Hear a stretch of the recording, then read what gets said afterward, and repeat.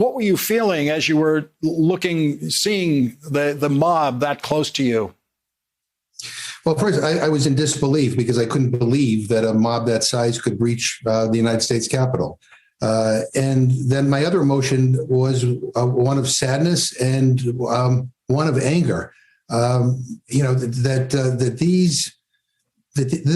mob of white supremacists, of neo-Nazis, of homegrown fascists stormed the Capitol. We're breaking that glass window that leads into the Speaker's lobby. And I looked right into their eyes and I saw hate.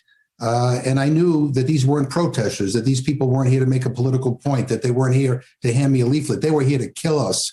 And they were here to destroy and desecrate the United States Capitol. And so, my feeling then was, how dare you? How dare you do this to the United States Capitol? How dare you threaten my colleagues, the staff, the people who support the Capitol, the cafeteria workers, everybody who was there.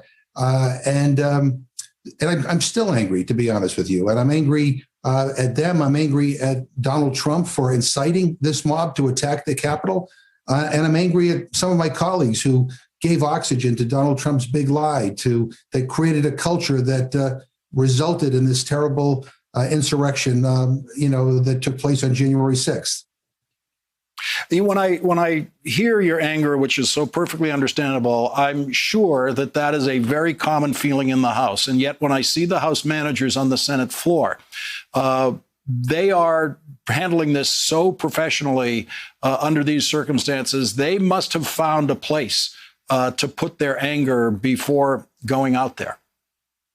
They're incredible. I'm proud of all of them. I mean, and they have presented the case in the way it should be presented. They've stuck to the facts. They've told the truth.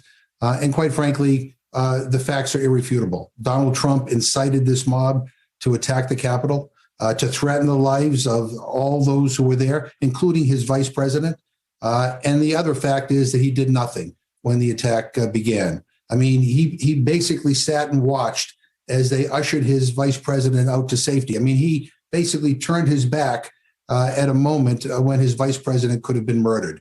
I mean, what a disgusting individual to even to allow that to happen. And again, I hope that the Senate will vote to convict. I mean, to me, this is an open and shut case. I don't know where the gray area is here. The evidence is overwhelming. Hey, thanks for watching our YouTube channel. You should know that you can follow today's top stories and breaking news and catch up on your favorite MSNBC shows all in one place. Download the NBC News app today.